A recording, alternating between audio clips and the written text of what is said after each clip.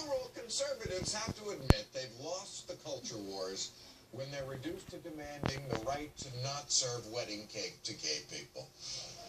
That's the biggest problem facing America, not climate change or terrorism or the wealth gap, but gay cake. It's not like gays are asking bakeries to make a giant penis cake that goes from soft to hard and squirts out buttercream. Which reminds me, the big party is tomorrow.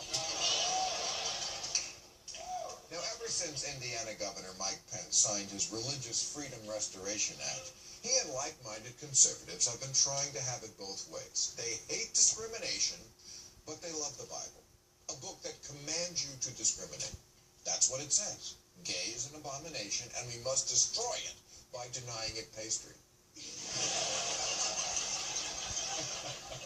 Of course, the root of this problem is that more than half of all Americans still believe the Bible is the actual or inspired word of God.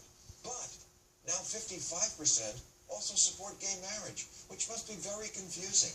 On the one hand, clearly, God has spelled it out. He hates fags. But you like your gay neighbors, Rob and Larry. But the Bible tells you to kill them. Yes, it literally says kill them.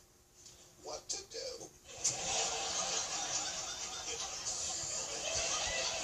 Well, if you're Christian attorney Matt McLaughlin from nearby Orange County, you write a ballot initiative which calls for killing all the gay people in California because, to quote Mr. McLaughlin, better that offenders should die rather than that all of us should be killed by God's just wrath. Now, I know you're saying this guy is so far out on the fringe, but that's the scary thing. He's not. And this is what never gets discussed in these religious freedom issues. The reason fundamentalists are so stubbornly anti-gay is they truly believe that condoning homosexuality will bring on God's wrath. This is what Jerry Falwell used to preach. He said AIDS was God's punishment for a society that tolerates homosexuals, and that gays and lesbians helped 9/11 happen. John Hagee said God caused Hurricane Katrina to wipe out New Orleans because it had a gay pride parade the week before. Pat Robertson warned Orlando,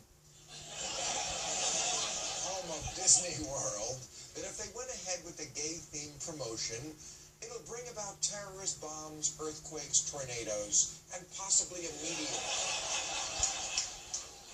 Possibly a meteor. He's not a kook. Just 2 weeks ago, Bob Jones III, founding scion of Christian Bob Jones University, apologized for a comment he once made, which was, it would not be a bad idea if gay people were stoned as the Bible commands. Take fundamentalists at their word. They literally believe this stuff. And if you believe that God wiped out Sodom and Gomorrah for being too gay, then yeah, he must be itching to hit West Hollywood.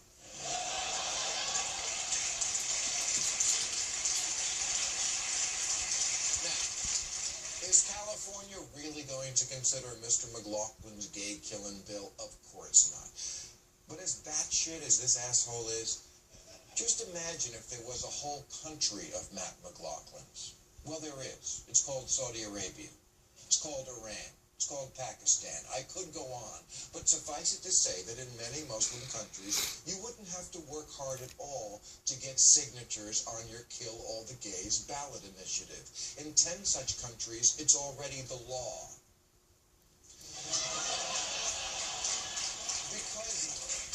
Because they have crazy scripture too. Muhammad says of sodomy, kill the one who does it and the one to whom it is done.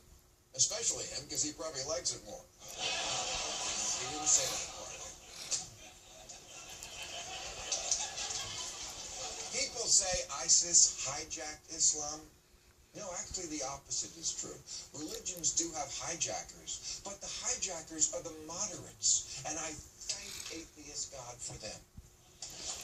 They're the ones who took a Sharpie to the Bible and redacted all the crazy parts until there was almost nothing left to read, like an email from Hillary Clinton.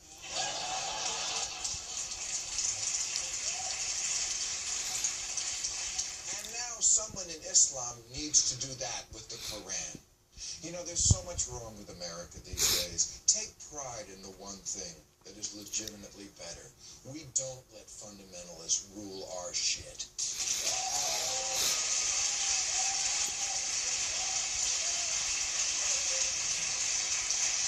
What's the proof? Our gay battles are over cake.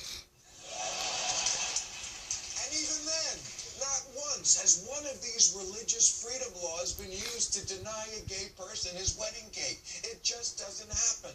What happens is there's a lawsuit, it goes to court, and the judge always says, "Bitch, just make the cake." That's our show.